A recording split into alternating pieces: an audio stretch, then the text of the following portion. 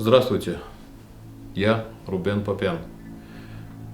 И сегодня я начинаю Рубен Попян телевидение или Рубен Попян ТВ. Некоторые из вас, может быть, слышали мое имя, Рубен Попян, но обо мне немного известно русской аудиенции, интересующей эзотерией. Я занимаюсь эзотерией всю свою жизнь, но занимаюсь не как человек, интересующийся ей, а как человек, находящийся в ней. Можно было сказать так. Всю мою жизнь у меня есть кое-какие откровения, но откровений недостаточно. Надо иметь еще и интеллект и знания. Вот и одно, и другое – это то, что я развивал в течение последних 30 лет. Что связано с моим именем? Это определенное, достаточно большое количество людей, которым я помог от разных заболеваний. Так я начинал.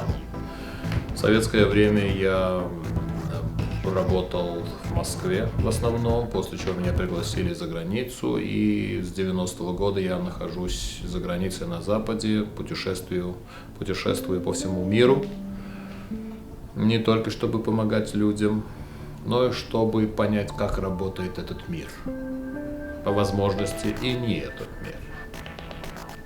Почему я решил начать Рубен Попян ТВ на русском? Времена такие. Вы знаете, очень многое, до чего я достиг, и что понял, и осознал, и изменил, совершенно не соответствуют сегодняшнему или вчерашнему пониманию человека, что такое жизнь, что такое мир, Земля, как она устроена, почему все так оно и есть, как мы думаем, что оно и есть. Одни ли мы не только на Земле, но и не только в жизни, но и вне ее.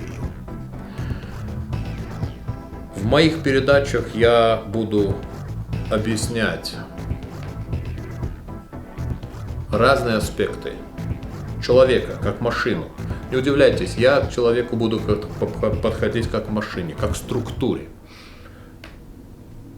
И буду объяснять, как она должна работать, что после чего идет. Я буду затрагивать эмоциональное состояние человека. Будет достаточно, не только что необычно, будет достаточно даже больно в определенном смысле узнать, что эмоции, которые у нас есть, или мы ценим эти эмоции, совершенно не заслуживают этого. А эмоции, которые мы не ценим, считаем их никуда не годными, непричемными, оказывается, крайне важны. Их надо уважать. И не только уважать, надо учиться, как с ними работать. Так вот, мои передачи будут не только образовательные, информативные, но у меня будут также упражнения.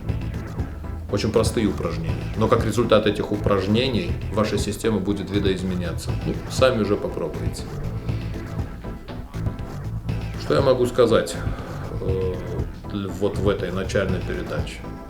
Во-первых, я хочу вас попросить, если вы хотите узнать о чем-то конкретном, пожалуйста, напишите. Я попробую в своих передачах затронуть эти темы. До сих пор, пока у меня были мои передачи, основные темы были это любовь, это счастье и так далее. Не знаю, удивлю я вас или нет, скажу, что это как раз самые неинтересные темы. Насколько всем кажется, что любовь – это та, которая спасет мир, посмотрите в окно. И что мы видим? Спасенный мир?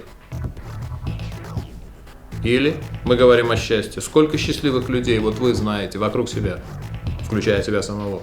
А почему же это так? Все говорят о счастье, все говорят о любви. Ни того, ни другого ни у кого нет. И мир, как вы видите, не только спасает, но и разваливается на части.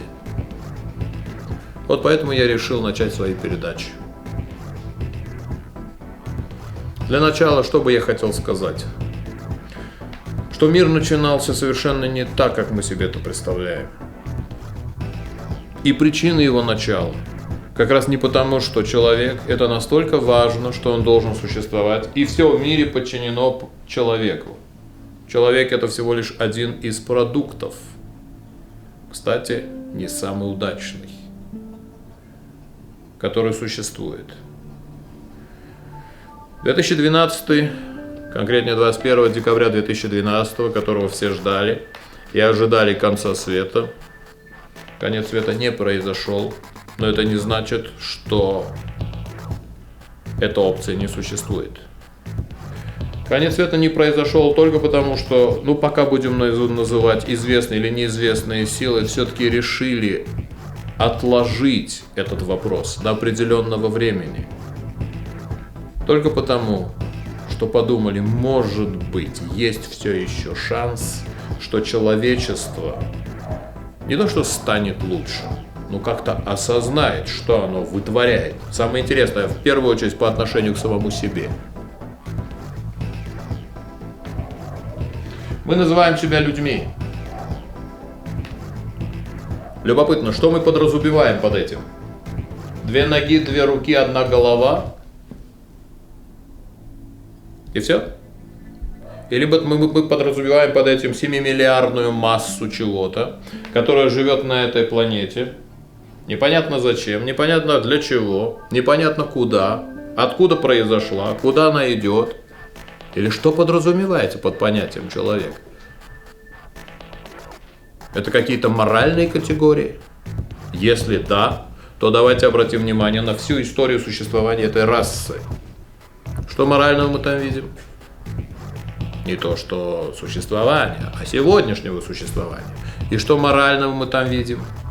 Или, может быть, мораль, такая, как она есть, она нечеловеческая? Или как раз то, что происходит на улице, это и есть человеческая мораль? Так уж если это так, давайте уж хоть постараемся понять, какие же мы на самом деле. Настолько хорошие, как мы сами себя обманываем?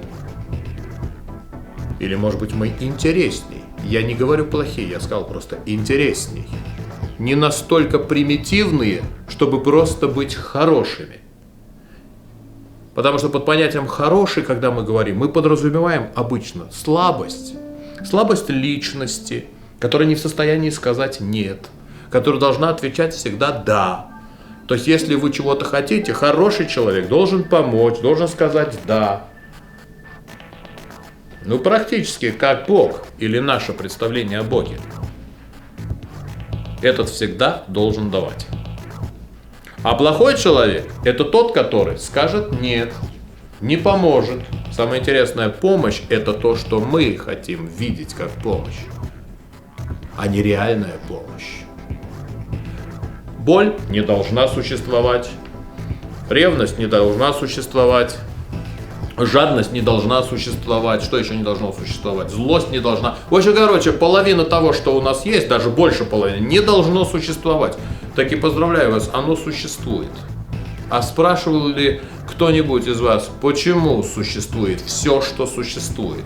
Или, если уж Бог создал землю и человека, то он был настолько необразованным и неумным, что прямо не знал, что создавать? Абсолютно нет. Все, что существует, имеет свой смысл. И все, что существует, это ингредиенты.